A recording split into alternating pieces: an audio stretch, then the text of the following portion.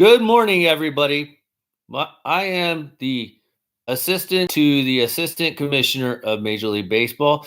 I am Commissioner Hats. It is with deep despair to announce that we have officially banned Alex Cora, the manager or current manager or former manager of the Boston Red Sox, from MLB for life. He will no longer be eligible for the Hall of Famers. For the Hall of Famers. What the fuck? God, I can't talk. Hang on. Sorry, guys. Gotta get coffee here.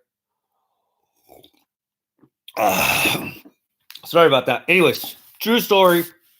The Boston Red Sox, if you guys have not heard, was just I don't want to say it was caught because this is like a year and a half late, but they're being accused, I should say, because it's not official, of course. But Ken Rosendahl of the Atlantic has reported that the Boston Red Sox used the video replay room to steal signs.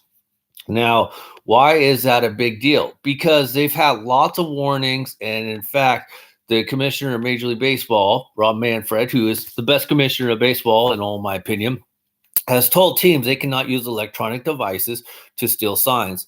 And, I'm waiting I was talking to my buddy Hatter, who I don't see anybody on here, but that's okay. Hey, Dan D9, how you doing, bud? That he said that the Cubs are clean and everything and that they win their championships fair. What's up, LG Mac? How you doing? What's up, Cause he's wasting money? How you doing, bud? He said that the Cubs are clean. Well, it's like I look at it this way. One, they're not clean because it's not over yet. In the report, he was listing the Astros, Red Sox, and Yankees. And the Yankees, of course, haven't won a World Series recently, but two of those teams have. And I'm thinking, first of all, when Alex Rodriguez, what the fuck am I talking about? Alex Rodriguez, best commissioner. He is. Shut up, Mr. Jeff Neidl. Not bad. How about you? I'm doing okay. I'm a little annoyed. I overslept on my dad's appointment today. Hatter agreed. I'm a little upset. I slept on my dad's appointment, so now I got to reschedule that BS. But I bet you when Alex Cora went into the interview with the Red Sox, he's like, hey, check this out, you guys. I got some big, juicy-ass news. And you're going to be saying, like, well, why didn't the Red Sox say anything? Because why would they say anything, okay? So what he did is, hey, Red Sox, I got some juicy news of how we can win the World Series. Interesting. I want to win a World Series. Okay, so all you got to do is do this. You're hired, Alex Cora. We were taking you on. Guess what happened? They won the World Series. Is there a coincidence in all that? I don't know. But I'm waiting for somebody to kind of put those together and say, hey, is Alex Cora the reason why this continued? Because after the Red Sox were warned, they did it again? That doesn't make sense because the commissioner even came out and said that there's going to be strict penalties on all this. So why would the Red Sox, who is a storied franchise, take this risk of using electronic devices to steal signs? I don't know. That makes zero sense unless they thought that they were smarter than the rest of baseball and they thought they could get away with it. I mean, the Astros got away with it, won the World Series, supposedly. That's how they supposedly won. I mean, technically, they still hit the ball and pitched and whatever, and they played it out. What did I miss? Professor Hatter. Well, this numbnut guy said, Jeff Neidl said that, put a happy laughing face that Rob Manfred is not the best commissioner of baseball. I'd have to disagree with that guy, Jeff Neidl. What do you think there, Professor Hatter? Okay, hater then. So I don't know. What do you guys think? Do you guys think Alex Cora is the key to all this on the sign stealing or not? I think he has something to do with it. So I'm waiting to see. And don't get me wrong, guys. I actually like Alex Cora. I watched a documentary on Alex Cora a couple years back, him and Joey Cora. And I think he's actually a really good guy. It's just, it's too coincidence that Astros win World Series. He's the bench coach. He gets hired on the next year with the Red Sox. They win a World Series. And now all these allegations of sign stealing and using electronic means and different ways of trying to steal signs is coming out. So in this particular case, though, it was a little bit different in the sense that he went into the replay room, or somebody went into the replay room, got the information, related to somebody else, and it was like a telephone effect. So it's interesting to see what's going to come out of this. because I already mentioned that anybody that was involved in the Astros situation should be suspended and heavily fined as well, because for once, they're the leader of the ship. They're the ones that are with the players every day. They got to have an idea of what is going on. And if they say they had no clue what this was going on, they are full of shit. There's no way, as the manager, who is basically the micromanager of the team. If you guys don't know what that word means, micromanager means that somebody that has to have full control of everything. I think most of you guys know what it means. So for him to say that he didn't know this was going on, that's preposterous. That's ludicrous. So what do you guys think about that? I think Alex Cora is in for a rude awakening. He should, if you're going to ban Pete Rose for gambling, wouldn't this be another form of, to be banned under the rules? Because they've had ample warning. Is there anybody thinking that that could be the case? I think Cora is just a cog in the machine. He's epic. Checking in from work. What's up, Red fan? Florida, don't work too hard. I like that Jeff dude better. So do I. He has a better picture, not some little goofy character thing. Just kidding about that. Yo, what I mean. So, I wasn't gonna go live on this, but I already could see that a lot of people are gonna start talking about it. Now, this stuff just came out, so everything is fresh. I know talking to Professor Hatter online, he says the Cubs are clean. And I'm not, getting it past the Giants. Giants won 3 World Series in 5 years. Just saying. Was there a reason they won their, 3 World Series in 5 years? They won in 10, 12, 14. The only year, one of the years that they didn't win, they didn't have Buster Posey, which is their catcher. Was he in on the fix? I'm just saying. I'm not saying nothing, but it does look kind of funny. And yes, everybody cheats, but the problem is they said you cannot cheat legally by rules of Major League Baseball by using means of electronics. And that is what's going on, using means of electronics. Let's see. So it was that Wheezy Cora that caused the Astros to get in trouble. You speculate too much, boy.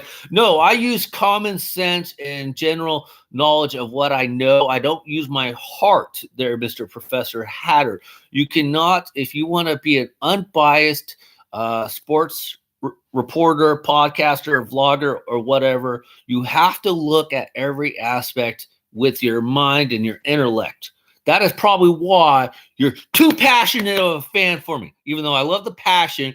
But sometimes you got to look at your own team and go like, is there a chance? There's always a chance. It's just like somebody used the example that Sammy Sosa, the Cubs haven't cheated since Sammy Sosa, Professor Hatter. Now, that is true. But at the time, because Professor Hatter said that the Cubs are not in the news yet, he said they're not in the news. And I said, well, give them a chance. You don't know that, because here's how I look at it. We're the Sammy Sosa and the Cubs in the steroid conversation before Sammy Sosa and Mark McGwire of the Cardinals got caught. No, it came out a little bit while later, within probably like a year or two after McGwire got caught. Then the investigation started. Then everybody else was caught. Rafael Palmeiro, Alex Rodriguez, potentially Roger Clemens, borderline, but Barry Bonds. So all I'm saying is you cannot say without a definitive doubt that your team is clear of every little nuisance of the game. And if the Cubs, who haven't won a World Series in 100 years, won the World Series, doesn't that make you think a little bit after all of this has come out going like, how did they finally win that World Series? There is so much money to be made by winning a World Series. Apparently, I'm boring everybody because I'm too smart for you all. Early AF. No, Russell Machine 28. I just decided to jump on here, and I was trying to be funny, but apparently nobody got my humor, so I just kind of started talking a little bit. So, spontaneous podcast. This isn't replacing Thursday or anything. I just decided to get on here real quick. Do you think Pete Rose should be reinstated the day a steroid user is elected? That is a very good question, Dan D9. I'm probably going to get some hate on this in just a second, but let me finish my little quick statement. Fuck!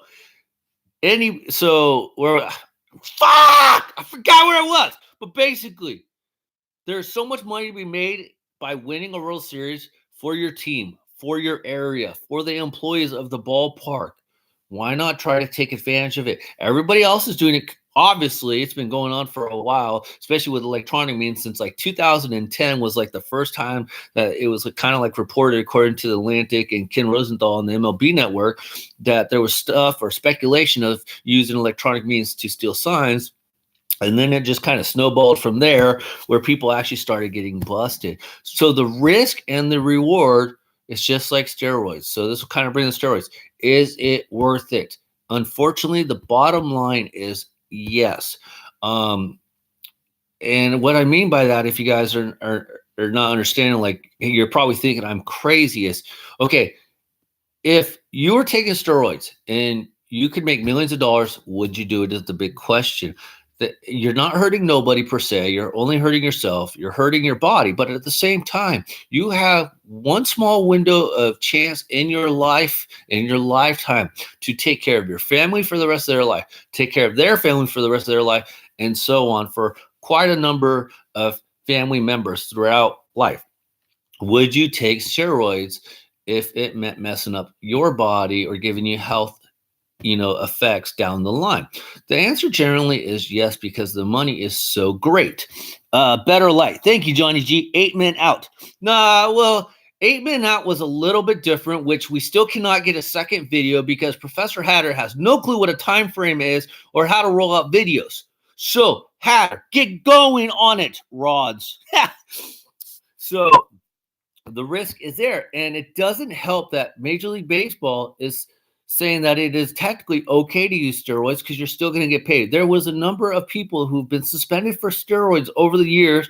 They got their 81 game ban, and then a couple years down the line, for example, best case, Nelson Cruz. I haven't heard a peep of Nelson Cruz steroid talk or contracts or anything in quite a while. Have you guys? I haven't. And he's gone on to sign possible multi, 1-year deals, 2-year deals, 3-year deals. And you're going like, well, he only signed like a 1-year deal, like 15 million, 20 million. Who gives a shit? I'm not making 15, 20 fucking million dollars for a year of playing baseball. That to me is worth it. And with Nelson Cruz and other players such as that, they're probably not living it up, per se. They're probably helping out family and, where they're originally from, South America generally. So it's like, I don't give a shit that he's not signing that long-term deal. Yes, that long-term deal was probably what he lost in the scheme of everything. But the fact that he's been able to stay in baseball since the steroids, since his suspension, and he's signed multiple contracts since then for millions of dollars, and just to follow it up, I should go look up his earnings over the last couple of years. It's just Nelson Cruz popped in my mind. Not that I'm picking on him, because he's actually kind of a baseball buddy. He gave us an autograph and stuff in Oakland. So, I always kind of liked him before the steroids. But what has he lost besides a multi-year deal when he's been playing baseball every year, signing these nice contracts? What has he lost? If baseball wants to be firm on steroids or on cheating, here's what they got to do. First of all, reinstate Pete Rose. He needs to be in the Hall of Famer before anybody else, before any of the steroid guys go. Let's see here. Let's check some comments here, because I'm probably going to get him. I also don't want grubby negative comments on my documentary. That's part of YouTube. Then to get off YouTube. Shit. It's a high production video. You always say that. Takes a while to get Oscar gold made. No, it doesn't. People just roll out shit all the time. Plus, you're not an Oscar nominee. Stop pretending to be an Oscar nominee, dude. You're a YouTuber. Most people, reporters, etc., don't see the big picture. Taking care of your family is important. Of course, opinions are like a-holes. Everyone has them. Very well said. I love that comment. Lost his dignity. Pete Rose 14.3. He makes 14 for this year. Dan D9 for this year. How much has he made since the steroid scandal overall? So I appreciate Dan D9 saying he made like 14.3, and I'm assuming that's just for this last season or possibly this upcoming season. So I appreciate that. $14.3 million after Nelson Cruz was suspended for steroids, and that was about 4 or 5 years ago. I'll take 14.3. No shit. I'll take 14.3 pesos. And if you guys don't know what the ratio to pesos to American dollar is, it's probably like $1 million. I'll still fucking take it. Nelson Cruz had made 64.1 million since getting busted. Thank you, LGMax73. I can always depend on you guys for the correct information. Are you telling me that is not worth the risk to take the steroids, get busted, serve the 81 games one time, and make $64 million. And who knows if he's still clean? Maybe he is clean. Maybe he's not. They always say that the cheaters or whatever are always ahead of the game. I'll easily take $64 million because it doesn't matter if he gets busted again. Guess what? That 64 freaking million dollars is not coming out of his bank account. Well, technically part of it is because of damn taxes, but I'm just saying the risk/reward is there. So I am not surprised that the Red Sox are on this list. A little surprised only because they got busted once with the Apple iWatch. Actually, somebody said it was the Fitbit. It was actually a Fitbit. So stop donning Apple. We love our Apple iWatches. By the way, mine's about to die. So I love my Apple iWatch. So it was actually a Fitbit that got the Red Sox in trouble. Hey, Reds, I'll take 3, right, please. So I'm not surprised. And to go back to Hatter's point of view about the Cubs not cheating, either the Cubs are not smart enough to cheat, or for once, I agree with the fact that the front office / the GM / the manager / the bench coaches sucked for this team because they were too dumb to understand how to steal signs, or they were too dumb to realize what signs are being used in the game. Now you're going to like, well, they're playing the game the right way. How do you know? I wasn't a part of the Cubs organization, just like I'm not a part of the Giants organization. I'm not a part of any organization in Major League Baseball. And that's kind of where I've told you guys in the past that I'm like a different fan. I try to look at things a little more objectively, even on my own team, who are the Giants, as you guys know. But you will never hear me say, we played terrible last night, we pitched terrible, because I'm not part of the damn team. I don't even really do that with my son's teams because I'm not on his team. It's my son that is on the teams. So to me, you cannot just say that the Cubs are clean in all this. They're not clean. And I'm only saying the Cubs because I was just having a conversation about the Cubs. You know, who knows? The Dodgers, they've been very successful over the last couple years. Now, they haven't been able to win that key important game and get of the World Series. But also in the report, if you guys notice, is that the Red Sox only use the technology, the replay room, for stealing signs or relaying signs during the regular season, because they said once they got to the postseason, Major League Baseball got more strict. Well, the Dodgers have been very dominant during the regular season, but when they get to the postseason, they can't win worth a damn. So why are we not bringing that up? Isn't there something going on with that? Dodgers get to the freaking playoffs, multiple years, 2-3 times in the last 5 years, and cannot win shit. And now with this report coming out, and with the Red Sox saying that they only used it during the regular season, I'm not saying the Dodgers are guilty of anything. All I'm saying is use your head and think about it for a little bit. Think about it. If you're a true fan, you got to think about it, because you know you're going to have all the hate mongers coming after you saying the Dodgers got busted for cheating, the Giants got busted for cheating. Okay, so does that change anything? No. Guess who is still recognized as the all-time home run leader? Barry Bonds. Did they strip him of his home run titles? Did they strip him of the overall title? He doesn't give a shit about the Hall of Fame. Honestly, that is the one risk you take, is that once you cheat or once you take steroids, what are you willing to give up? And a lot of people said Barry Bonds was a Hall of Famer before the steroids. Of course he was, in my opinion. So you got to think, what are you willing to give up? Am I willing to give up the Hall of Fame, who in some cases is kind of a little, some people are in the Hall of Fame for like no reason. And a lot of people look at the Hall of Fame differently from players today to different players of yesterday. That's why a lot of players, of yesterday are not getting in that should be in, because their numbers don't look as good as the players today.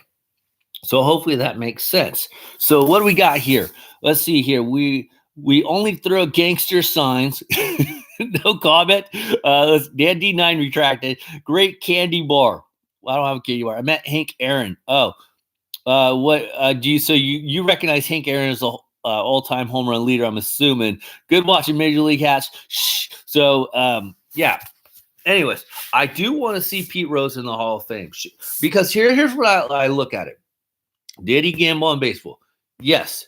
Now, but at the same time, Major League Baseball and all other sports, NFL, NBA, even hockey, they're so, oh my God, they are so ignorant to try to say Pete Rose can't be in the Hall of Fame for gambling. What the hell do you call fantasy sports in Vegas? But yet we're moving the NFL team to Vegas? What do you fucking think is going to happen in Vegas? People are going to be gambling on the teams. The players potentially are going to be gambling on the teams. It's just they're a little bit smarter than Pete Rose, per se. I don't know what Pete Rose's deal was. Maybe back then it was a little more lax. But people are sending in other people to place the bets. Fantasy sports, DraftKings, FanDuel, they're advertised all over the games. If that is not a form of gambling, I play FanDuel and DraftKings a while back, and I just got too annoyed with it. For all the people who said skill is involved, it is not fucking skill involved at all, per se. It is reading the matchups. It is reading consistencies. It is playing with your heart a little bit and seeing what happens. Because your quarterback, like on the playoffs when Carson Wentz went out early in the game, Carson Wentz going out early in the game by that hit by Jadeveon Clowney, if he did not go out, would the Eagles have won the game and moved on? Possibly. But if you had Carson Wentz on your fantasy team and he gets hurt, did you not just take a gamble on Carson Wentz playing the whole fucking game? You did. And I'm only cussing because YouTube makes me. You guys know that. You did. You took that gamble that he was going to perform his regular, get his 2 touchdowns, throw his 250 yards, probably have 1 interception, but probably have a quarterback rating of 70 or 80%, somewhere around there. I think that's reasonable for Carson Wentz. What do you guys think? So if anybody should go in the Hall of Fame first, it should be Pete Rose. I don't know. So that is my opinion. I've met Pete Rose, and he seemed like a cool guy. Obviously, I don't know shit about him, but I've always said Pete Rose deserves to be in the Hall of Fame. He played the game the right way. There was no other controversy involved with him, and I understand that they say you cannot bet on your games. But at one point in time, and correct me if I'm wrong, but I'm pretty sure I'm right, he did not do anything to alter the games at all to win any of his gambling bets. And if I remember right, I could be wrong, but from everything I know, he usually only betted on his team to win. Correct? Am I right or wrong about that? So I don't know. I say he should be in. So what are the close arguments on today's video podcast? Unpopular opinion, Roy Halladay, he's not passed away. Wouldn't be first ballot. No shit. I still say that Roy Halladay was not a Hall of Famer. Okay. I'm not even going to get into it because he has passed. So I have said that Roy Halladay was a very good pitcher. Was he a Hall of Famer? Maybe, but here's my other thing about the Hall of Fame. I don't understand. Sorry, I'm just holding computers because I'm blind. You guys know, so I'm trying to read the comments. Here's how I look at the Hall of Fame as well. I do not understand for the damnedest. Usually you get to vote 10 times or for 10 people out of everybody, which makes no sense because some people don't even use their 10 or 15 votes. Here's what I don't understand. You're either a Hall of Famer or you're not. So how come if you don't make it in the Hall of Fame on your first ballot, but yet you're all of a sudden a Hall of Famer on your 7th ballot? That makes absolutely no sense to me. You're either a Hall of Famer or you're not. Clear, cut, and dry. Hall of Famer, yes or no. What do you guys think about that? I think, if anything, once you come up on the ballot, they should be able to vote for as many as they want. They obviously don't use, the full allotted amount already, so they should be able to use the amount. And if you don't get voted in for the Hall of Fame on the first ballot, then you're off the ballot, plain and simple. Do I really need guys on the Hall of Fame ballot that are like 10, 15%, and then next year they move up 25%, and then next year they move 50%, but then you're going to be like, well, they're probably not going to make the Hall of Fame anyways. It doesn't fucking matter. The fact that they're still on the ballot, taking up a spot, given the option to somebody to vote for them when you didn't think they were a Hall of Famer, Their numbers don't say they're a Hall of Famer. The voting percentage for Hall of Famer is not there, but yet you keep putting them on the damn ballot every year. But yet then, guys, you need baseball needs to make freaking a decision. Either Bonds, Clemens, Rodriguez, Pud Rodriguez. Didn't he make the Hall of Fame? Wasn't there speculation about him? Piazza. Come on. Either these guys are Hall of Famers and tell the story of baseball, which is what the Cooperstown is all about, is telling the story of baseball. Put them in the freaking Hall of Fame. I personally almost don't even think that if Barry Bonds or even Roger Clemens goes, I don't think that they would maybe even show up. What do you guys think? If they were voted in, do you think they would show up? Part of me says yes, part of me says no, because they would go and say, fuck you all. We got into the Hall of Fame because we're Hall of Famers. Or they'd be like, nah, we're not going to go, because if they went to the Hall of Fame to do their speech, they're going to get booed like a mother. Seriously. So what do you guys think about that? Let's see here. Maybe Glavich, but Smoltz is definitely Hall of Famer, no doubt, with the amount of wins and saves he's had. Glavin and Smoltz, I know what you're saying, Reds fan. Is Don Mattingly Hall of Famer in your opinion? No, I just don't think. I always liked Don Mattingly. He was actually one of my favorite first basemen because I was big on the first basemen back then with McGuire and Frank Thomas. And I just don't think he was really a Hall of Famer. He very good player, multiple All-Stars, but not really a Hall of Famer. I just don't think he had that longevity. He didn't have that consistent power. And if you remember right, he was kind of in and out of the league. Nobody kind of really remembered him per se. Like, even when he became the manager of the Dodgers, like, what happened to the Donnie mustache? So, no, not a Hall of Famer. Very good player, though. I need some luck for today. Drop major. Oh, yeah, don't forget, you guys, the Octoslugger MSDS Mobius syndrome hat is being dropped by Hat Club at 11 a.m. It is a sweet looking purple hat. Don't forget, don't order all the 7 5/8 because I'm breaking probation for 1 day to go hit up Hat Club. Also, don't forget to hit that like button, because after I upload this podcast, I'm already going to have like 4 dislikes, because I got my buddies out there that love me. Those dislike dweebs really roll in. Let's see here. I wish Thurman Munson was in the Hall of Fame. I do too. Pudge, Piazza, Bagwell, all juiced up. No shit. Thank you very much, LG Mac. You're so right. David Freese is my favorite player of all time. Yeah, and that's kind of too bad, because David Freese was a good, consistent utility player. He did a lot for his team, but he'll never get that recognition of being a Hall of Famer or being a great player. And that's almost kind of what they need to do, is maybe take a guy that maybe doesn't have the Hall of Fame numbers, but has numbers consistent, that did a lot more for his team. There's a reason why a guy like David Freese was able to stay in the league so long, because of all the different things that he could do. So, yes, very good player. I like David Freese. He had a higher average in the postseason than the regular season. Mattingly got injured, forced to retire in 95. So, yes, I didn't remember the injured, but I knew he wasn't that long, because that was around my teenage years. So, yes. And that is also the reason why I like how you brought up David Freese, Russell Machine 28. That is like kind of also why you kept seeing let me show you my hat a little bit, Kenny Lofton in the playoffs every year, because every playoff team knew that once Kenny Lofton got in the playoffs, he was going to be able to help your team, and you cannot win without a guy like Kenny Lofton. Now, would you guys say Kenny Lofton's a Hall of Famer? Probably not. Should he be in the Hall of Fame for everything that he has done? Yes, he should. He doesn't have the power numbers, though. He might have some stolen bases, couple hundred stolen bases, because the guy had some legit speed. He has some homers, but he wasn't known as a power hitter. But he was great in the field. He was great with the bat. He could steal a base when he needed to. Like, the only reason was that Dave Roberts really got a job is because he stole the base.